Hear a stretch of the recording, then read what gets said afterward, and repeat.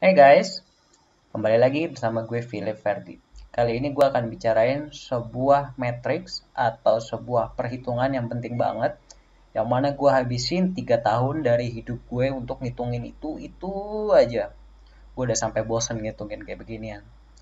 Tetapi ini tuh sangat penting dipakai oleh institusi manapun, terutama financial institution ya maksud gue, dari private equity, investment banker, equity research, terus habis itu perusahaan sekuritas, investment management, bahkan company-company biasa beberapa ada yang pakai konsep ini.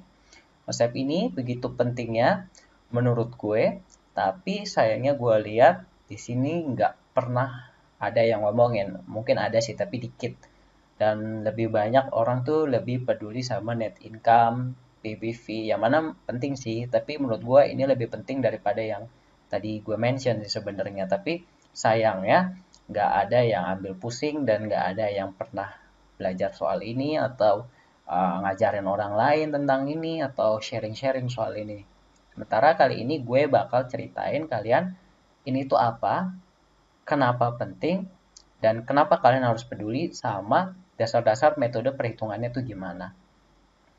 Dan gue akan buat ini sesederhana mungkin, semudah mungkin, dan selogis mungkin dengan cara gue menjelaskan ini tuh apa, kenapa begini, kenapa begitu. Sebenarnya gue paham sih kenapa orang nggak pernah ngomongin ini. Karena ini adalah konsep yang cukup rumit karena harus menggabungkan yang namanya laporan laba rugi dengan yang namanya balance sheet atau disebut neraca atau financial position statement of financial position. Tapi sayangnya banyak yang nggak paham sebenarnya balance sheet itu apa. Taunya mungkin cuma debt sama equity aja. Tapi sebenarnya di dalam situ tuh banyak banget hal yang bisa diekspor dan banyak poin-poin penting. Namun sayangnya banyak yang nggak paham, nggak ngerti, dan nggak paham juga gimana sih connect-nya balance sheet ke cash flow, gimana itu connect-nya lagi ke corporate value, padahal dia sangat-sangat relevan. Dan menurut gue ini ilmu yang penting. Kenapa? Karena banyak, uh, gue tuh banyak ngelihat kejadian yang mana laporan laba rugi itu nggak bisa dilihat sepenuhnya sendiri karena banyak ya bisa disebut silat-silat dan kungfu-kungfu lainnya trik-triknya itu yang menggunakan uh, balance sheet dan menggunakan laporan laba rugi. Namun sayangnya ketika dilihat dari sudut pandang menggunakan metode ini atau perhitungan ini itu langsung kelihatan. Jadi menurut gue ini adalah salah satu rumus paling sakti yang ada di dunia finance-financean, saham-sahaman. So stay tune guys, gue bakal ajarin kalian. Oke guys, sebenarnya konsep apa sih yang paling penting yang gue bilang ini? Konsep ini adalah free cash flow, yaitu adalah arus kas bebas. Sederhananya arus kas bebas itu seperti misalnya kita dapat omset dari berdagang atau menjual sesuatu, lalu habis itu kita potong dengan beban-beban, termasuk dengan beban pajak. Nah, ada sisa uang ini harus dipotong lagi. Nah, ini yang penting. Uangnya itu dipotong dengan apa? Satu adalah pasti modal kerja, dan dua adalah capital expenditure. Maksudnya apa? Modal kerja itu misalnya kita buka toko nih, misalnya kita buka restoran. Restoran kita hari pertama, kita harus beli telur, kita harus beli buah-buahan, kita harus beli sayur, kita harus beli berbagai macam hal lagi yang mana itu kan disebutnya investasi, yaitu investasi persediaan. Atau bisa juga misalnya adalah orang investasi namanya investasi maksudnya investasi receivable atau investasi piutang. Orang beli di kita, lalu kita uh, pembayaran kita ditunda. Jadi orang itu bayarnya agak belakangan begitu loh. Nah, selama duit itu kita nggak terima, maka itu bisa disebut sebagai investasi modal kerja. Dicatat sebagai piutang atau receivable di laporan posisi keuangan atau di neraca. Nah, yang kedua berikutnya adalah capital expenditure. Contoh nih, misalnya kita buka restoran kita gentengnya hancur kena geledek, lalu habis itu kompornya kenapa-napa, kompornya mungkin rusak. Nah, kita harus keluarin uang lagi tuh guys. Kita harus keluarin uang lagi, kita harus beli misalnya kompor, lalu harus kita beli lagi betulin genteng atau betulin gedung. Nah, itu maksudnya adalah belanja modal, yaitu adalah kita keluar uang di awal, lalu habis itu itu digunakan sebagai alat-alat produksi. Nah, apa sih kegunaannya? Digunakan ini untuk menghitung discounted cash flow.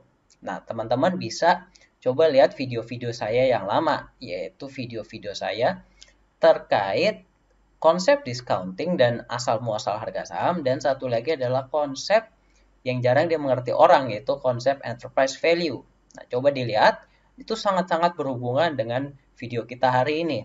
Nah, itu intinya adalah free cash flow adalah kunci untuk menghitung dalam metode discounted cash flow. Nah, apa keunggulannya? Keunggulannya sederhana, yaitu adalah sesuai dengan yang saya bilang tadi sebelumnya. Yaitu misalnya ada perusahaan nih, perusahaan itu mencetak omset, nah mencetak penjualan. Nah, tapi penjualannya itu dia nggak dibayar cash, tapi dibayar dengan receivable. Di laporan laba rugi dia akan terlihat sebagai revenue, tapi di financial position dia akan tumbuh terus itunya receivable-nya atau piutangnya. Sebenarnya nggak ada duitnya, ujung-ujungnya nggak ada kasnya, apalagi kalau nggak kebayar. Nah, itu tuh bisa terlihat dalam perhitungan free cash flow karena ada investment in working capital atau investasi modal kerjanya itu kelihatan di situ negatif. Sementara kalau udah cuma lihat dari laporan laba rugi, ya nggak kelihatan, cuman kelihatan omsetnya aja. Nah, kalau emang ini bagus, pertanyaannya, kenapa nggak ada yang pernah omongin? Kenapa nggak pernah ada yang pakai? Sederhananya karena konsep ini rumit. Dan bahkan banyak anak lulusan jurusan akuntansi, spesialisasi akuntansi keuangan, bahkan mungkin nggak paham ini. Auditor pun mungkin juga nggak perlu untuk menyajikan ini. Yang kalau mau tahu soal ini ya kita harus hitung sendiri gitu loh. Jadi informasi terkait ini tuh nggak bebas gitu loh. Harus ada usaha dan kita harus lihat sana sini, utak atik. Dan orang mungkin nggak males dan nggak semua orang tuh mau gini. Atau bahkan mungkin orang juga di saat bersamaan mungkin nggak paham begitu loh. Tapi dalam kasus ini gue akan coba jelaskan apa itu free cash flow.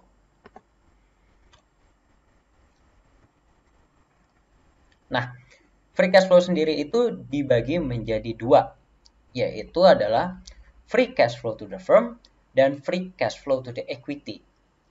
Kuncinya di sini.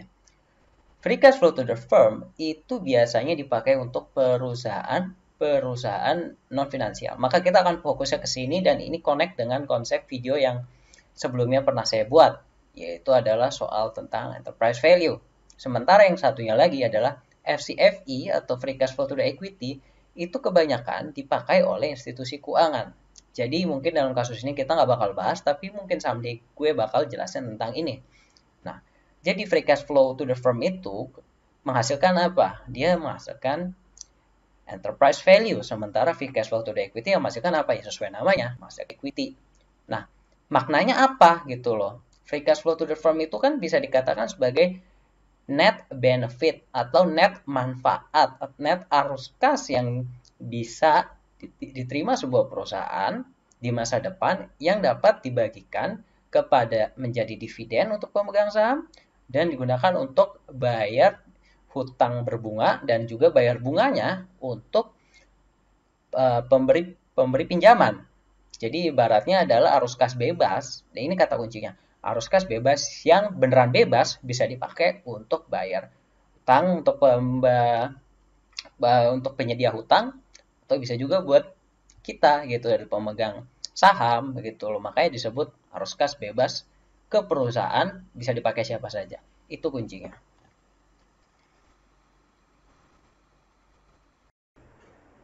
Oke, nah tabel ini biasanya dulu saya sediakan di video sebelumnya. Nah, sebenarnya tabel ini relate dengan video saya sebelumnya. Teman-teman bisa lihat dulu, cek dulu, dan ditonton dulu.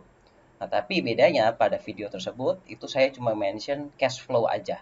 Nah, sebenarnya cash flow yang saya maksud di sana itu adalah free cash flow to the firm lebih tepatnya. Nah, untuk dalam video ini itu saya pertegas atau saya perjelas sebenarnya ini tuh free cash flow to the firm. Nah, free cash flow to the firm itu kalau kita diskontokan dengan misal discount rate tertentu, maka kita akan mendapatkan namanya enterprise value. Nah, enterprise value itu nanti akan ditambah kurangkan dengan net debt, tergantung. Kalau cashnya lebih banyak, enterprise value akan bertambah dan menjadi equity value-nya lebih tinggi. Tapi kalau misalnya utangnya lebih banyak, cashnya akan ketutup. Jadi enterprise value-nya harus dipotong dan dibagi ke pemberi pinjaman. Nah, itu sesuatu dinamika yang bakal kita temui kalau kita namanya melakukan forecast ya. Tapi dalam kasus ini forecastnya itu ada forecast FCFF, mencarinya enterprise value, kemudian dipotong dengan debt, dapatlah equity value. Nah, kalau FCFI itu agak beda. Nanti mungkin di video yang lain saya akan jelaskan, tapi kita fokusnya di FCFF aja. Inilah yang dicari namanya investor profesional, investor institusional. Nah, selanjutnya, gimana sih cara menghitung FCFF? Sederhananya, FCFF itu dihitung dengan cara satu, kita start dari revenue, yaitu adalah pendapatan. Tapi hati-hati ya, lihat-lihat dulu. Pendapatan atau omset ini mungkin ada situasi-situasi tertentu, seperti industri-industri tertentu, yang mana mungkin revenue-nya mungkin agak beda, dan mungkin nggak serta-merta bisa ditelan bulat-bulat gitu. Contohnya adalah apa? Industri properti, tapi itu nanti saya bahas deh di video yang lain. Tapi kali ini kita fokus aja perusahaan yang sederhana ya, manufacturing atau services. Nah, pertama dia dapat omset. Nah, omsetnya itu dia akan bayar beban dulu. Bebannya apa? Yang pertama adalah cost of goods sold, yaitu HPP. Jadi misalnya kita punya nyetok barang dan kita melakukan penjualan. Nah, ketika barang itu dijual, kan kita ambil dari persediaan kita dan kita kasih ke pihak pembeli. Nah, disitulah makanya kenapa ada beban, ada COGS HPP, karena kita mengambil dari persediaan kita dan itu dicatat sebagai laba rugi. Nah, lalu habis itu kita bayar pegawai kita dan beban-beban lain. Itu dicatat sebagai SG&A atau beban umum dan administratif, nama lainnya ada dalam situ, ada beban marketing juga. Nah, ini agak tricky. Kita akan mengurangi dengan depresiasi. Depresiasi itu adalah ketika kita beli benda, barang modal ya, yang nilainya seperti gedung, itu kita bisa mengexpenskan benda itu selama 10 tahun. Jadi kita mencatat beban di situ dan itu diperbolehkan secara pajak dan akan menjadi pengurang pajak. Nah, itu kuncinya adalah menjadi pengurang pajak. Nah, ketika kita mengurangin depresiasinya itu, maka dengan begitu kan beban pajak yang kita akan bayar itu akan menurun. Kenapa? Karena penghasilan kena pajak kita turun karena kita harus ada beban depresiasi. Nah, lalu setelah itu jadilah tax, yaitu adalah kita harus bayar pajak. Kita potong lagi pajaknya. Nah, ini adalah yang penting banget ya. Setelah tadi kita kurang depresiasi, kita tambahin lagi di bawah. Maksudnya apa? Jadi depresiasi itu pengurangnya itu bertujuan hanya untuk mengurangi pembayaran pajak, yaitu adalah mengurangi penghasilan kena pajak. Tapi sebenarnya depresiasi itu nggak ada cash-nya. Jadi itu adalah beban yang sebenarnya nggak ada cash-nya. Ya beban-bebanan aja gitu, beban accounting yang dibuat untuk mengurangi penghasilan kena pajak kita. Nah, jadi karena dia itu tidak ada beban cash-nya, maka dia harus ditambahkan kembali. Begitu. Jadi dia itu agak rumit ya, konsepnya agak lucu, yaitu adalah untuk mengurangi beban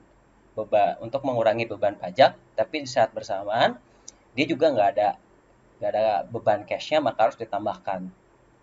Nah, berikutnya ini ada yang sangat penting, yaitu adalah investment. Investment itu ada dua, yaitu adalah modal kerja sama habis itu barang modal, barang capital expenditure atau barang modal ya, belanja modal. Nah, pertama-tama ada namanya penyesuaian piutang. Apa maksudnya penyesuaian piutang? Nah, dia tuh connect dengan konsep revenue atau omset yang tadi kita sebutin. Karena mungkin saja ada orang-orang yang bayarnya itu nggak langsung. Jadi dia harus dikurang tuh omsetnya. Jadi revenue-nya harus dikurangkan. Karena untuk orang-orang yang tidak bayar dalam cash. Nah, habis itu karena kita membeli persediaan, kita juga harus hitung tuh perubahan persediaannya. Nah, itu kenapa? Karena ketika kita buka awal bisnis, kita kan pasti beli persediaan gitu. Seperti kayak misalnya kita dagang online, beli persediaan dulu. Nah, cash flow untuk kita invest untuk beli persediaan itu harus diperhitungkan.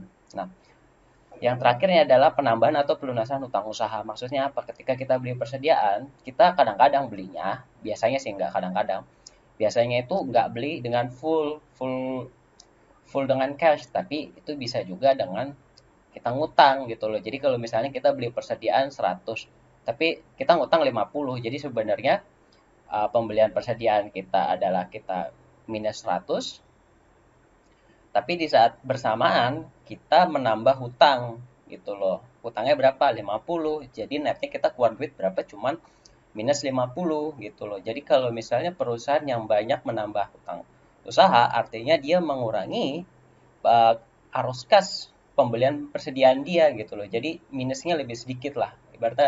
Ibaratnya beban kas yang harus dikeluarkan di depan itu lebih sedikit kalau misalnya hutang usahanya bertambah. Oke. Setelah itu jangan lupa tadi yang saya ceritakan untuk depresiasinya untuk ditambahkan. Oke, setelah itu baru dapatlah kita free cash flow to the firm. Nah, mungkin ini agak rumit, agak mungkin uh, agak ngawang-ngawang kali ya. Mungkin belum terlihat lah firmnya gimana, tapi nanti akan saya tunjukkan gimana sih cara menghitung itu di Excel itu sebenarnya bagaimana. Tenang aja guys. Oke, sekarang gue mau coba peragain dalam Excel ya. Sebenarnya tuh gimana cara kerjanya atau gimana cara ngitungnya. Benar-benar praktisnya tuh gimana. Nah, pertama-tama untuk menghitung free cash flow pasti kita perlu namanya laporan laba rugi ya di sini. Dan juga pasti butuh namanya neraca ya, neraca di sini. Atau disebut balance sheet atau financial position. Nah, pertama-tama sederhananya pasti kita start ini yang ini ya perhitungan arus kas bebasnya ya.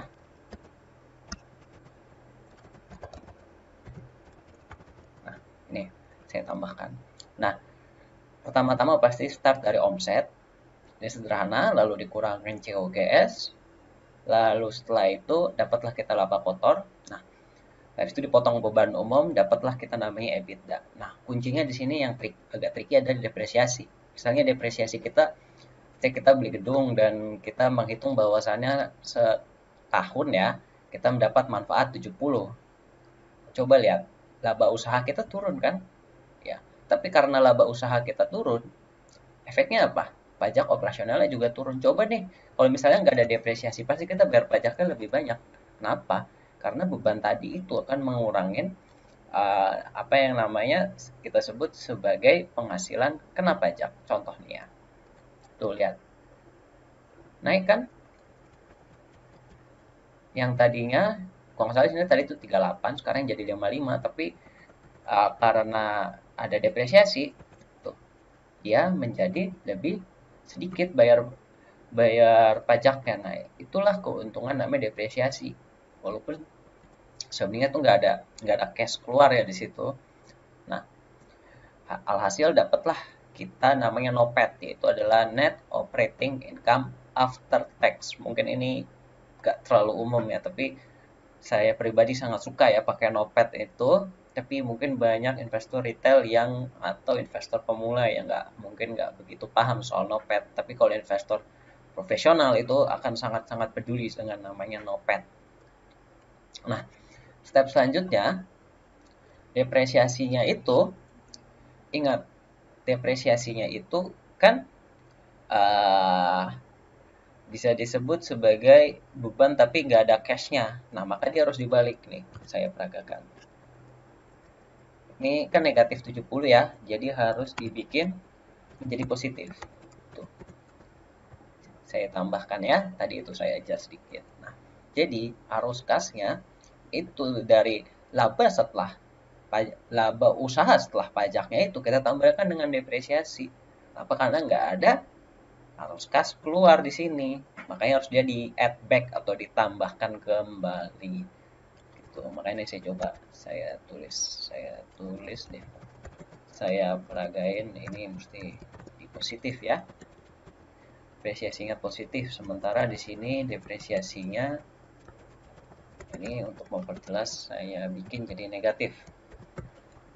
Depresiasi negatif, ini untuk yang step pertama, ini depresiasi positif karena harus di-adjust, nggak ada arus kasnya. Oke, mungkin yang agak tricky di sini adalah bagian investasi modal kerja. Pertama-tama, sesuai dengan yang saya bilang tadi adalah penyesuaian piutang. Contoh, Misalnya perusahaan itu mencetak omset 300, ya, dalam kasus ini 300, tapi di saat bersamaan piutangnya bertambah 300. Ingat kata kuncinya bertambah. Nah, dia dari 0, dia tambah ke 300. Jadi intinya apa? Intinya dia nggak dibayar dengan cash. Jadi omsetnya 300, piutangnya 300. Intinya apa? 0. Jadi 0, bisa dibilang dia 0. Jadi dia buat bikin sales tapi nggak ada duitnya dan semuanya masuk jadi piutang. Nah, akibatnya piutangnya bertambah sebesar 300 dan akhirnya kalau kita lihat dari sudut pandang free cash flow, dia nggak ada duitnya. Oke, itu makanya di sini kelihatan kan 0. Nah, kalau kita lihat ya, di tahun kedua dia mencetak pendapatan 330. Nah, 330-nya itu kali ini piutangnya turun nih.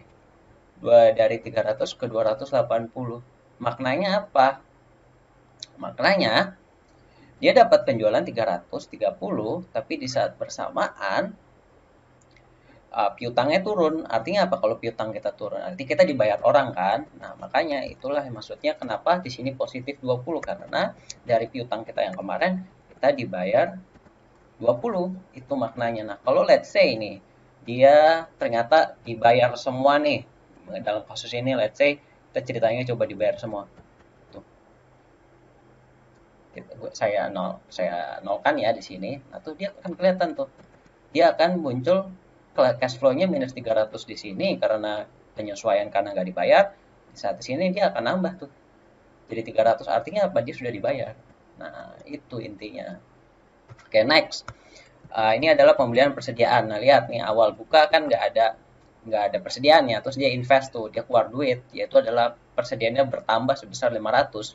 Itu makanya dia keluar duit minus 500. Sementara ini ada yang lain ya, ini misalnya contoh umum juga ya, pembayaran beban di muka. Beban di muka itu dicatat di aset. Jadi orang atau misalnya saya nih buka toko terus habis itu bayar di muka duluan, ya artinya kan kita keluar duit, yaitu adalah kita catat keluar duit itu dicatat sebagai aset, yaitu karena ya sebesar misalnya 25 nih dalam kasus ini, makanya di sini negatif, yaitu adalah karena pertambahan beban dibayar di mukanya 25 jadi plus 25. Oke, selanjutnya yang terakhir adalah investasi capex, yaitu adalah belanja modal ya, let's say beli gedung atau beli mesin atau benda-benda lain, atau misalnya kalau di tambang itu mungkin bisa disebut ngegalinya lah, ongkos ngegalinya.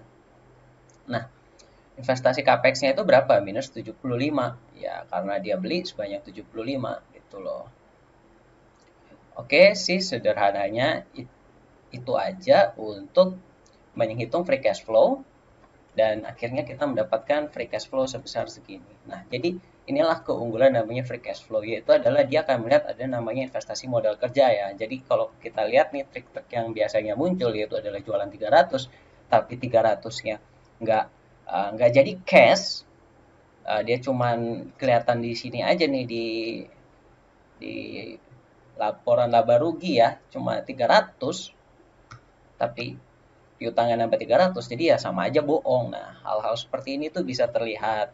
Hal-hal yang tidak terlihat di sini di laporan laba rugi itu akan terlihat di bawah sini, yaitu investasi modal kerja dan investasi capex di sini ya. Jadi ini tuh sangat robust banget ya untuk melihat sebenarnya arus kas bebas kita, duit yang kita terima untuk dibayarkan ke pemberi modal, yaitu adalah pemegang saham dan pemberi pinjaman, itu tuh berapa yang dibayarkan. Sederhananya begitu sih.